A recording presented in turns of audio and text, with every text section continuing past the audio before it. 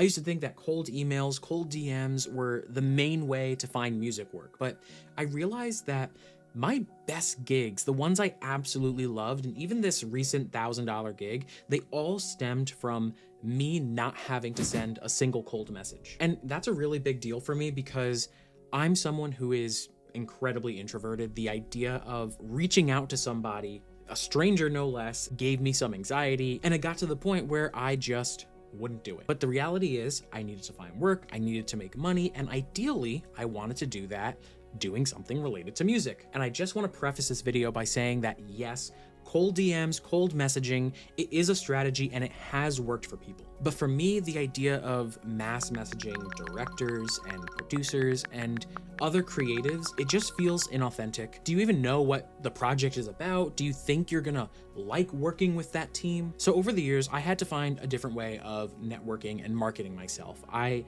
wanted to find a way that was genuinely me and not something that I would grow to resent. Now, if you're anything like me, maybe you're an introverted composer, musician, and you want to build a more sustainable music career, then definitely like this video, subscribe to the channel, because that is a huge part of what we talk about.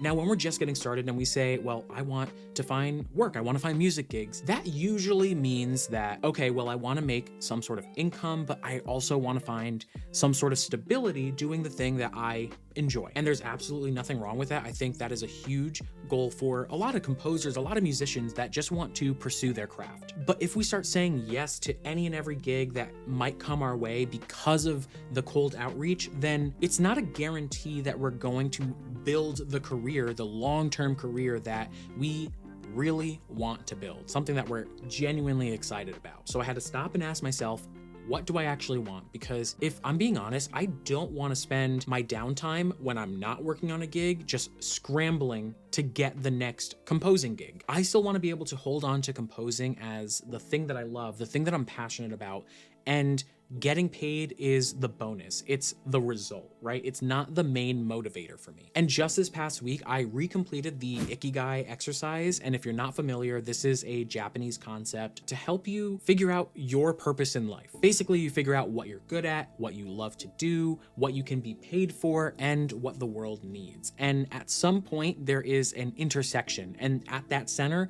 is your Ikigai. So when I was going through it, I noticed a lot of commonalities across all sections, and I realized that yes, I love writing music. I love the idea of writing music. I love what other composers have shared with us, but I also love education and teaching and mentorship, right? And even though I'm more introverted, I do love communication and relationship building, but you know, connecting with the people who I connect with. I love being able to share on YouTube and creating content, and a lot of my Ikigai centered around these core things. So naturally, I realized that a lot of the work that I take on isn't just composing, because that's not the only thing I'm passionate about. In addition to writing, a fulfilling career that still revolves around music involves creating and teaching and helping other composers grow. And because I at least figured out the things that were really important to me, I was able to not force myself into a narrow definition of what a successful music career looks like. Now, my favorite scoring gigs have all come from connections. A friend of a friend, right? Maybe a fellow composer or someone I went to school with. One of my very first projects was for a short film called Flying the Coop. And to this day, it's such a great example of me not having to get work through a cold message. I didn't have to reach out to an indie director. I got the gig because my friend, someone I went to school with, he was also in the film creative field. He knew that I was entering the music field as a composer, and this project was in its later stages. They were looking for that composer, and he made the connection. And the notes and the communication process between me and the director, once we started working together, felt so seamless because we had that connection. That one friend was kind of like that bridge of trust for me and the director. Another example is my work through the ThinkSpace Education Orchestral Bootcamp. That was another gig that came to be because, one, the grad school program, so I made the connections there with the staff, but then I also used YouTube and social media to teach what I knew and put myself out there. So when the idea of the bootcamp came up, they had ideas of who they wanted to reach out to, who would probably be a good fit for helping these composers go through the program. And I think because I just loved my ThinkSpace experience, because I was already teaching online, teaching music online, it made it easier for us to then hop on a call and really talk through if this was going to be something we would continue with. Even my relationships with sample developers, and Musio in particular, at no point have I ever reached out to a developer asking for a free product so that then I could review it on my channel. All those initial walkthrough videos, tutorials, were just me sharing and talking about what I already owned. And that was a great starting point for developers to then want to reach out to me.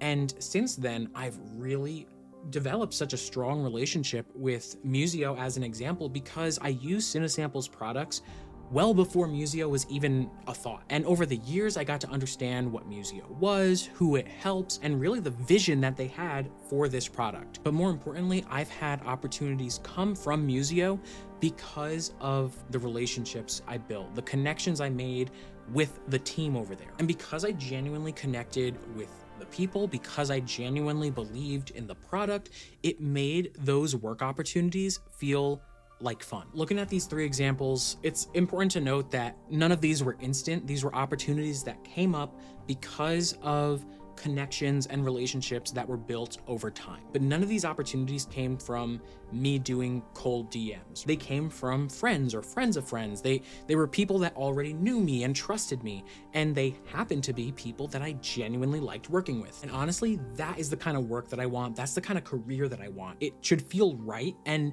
not like a chore, or not like you're waiting for the project to end. Now, I'm not saying that you have to become a content creator or an influencer or a YouTuber. You just have to show up and present yourself in a way that is a peek for other people into who you are and why you do what you do. So for me, I like doing that through YouTube, sharing experiences, sharing my journey as a composer, but also the struggles that I face. I like to do that through my newsletter. I've met not just composers through that who reply back, but also other creatives that are in a similar niche or in a similar field, and they get to reach out and we just build up these relationships. But then I also like to jump into the comments section or join Discord communities and just help when I can, you know? And if someone asks a question that I happen to have an experience with, then I would love to be able to help in that way as well. Now, all of these moments, all of these positive points of interaction are what I call opportunity points. And they're just moments that you create by consistently showing up and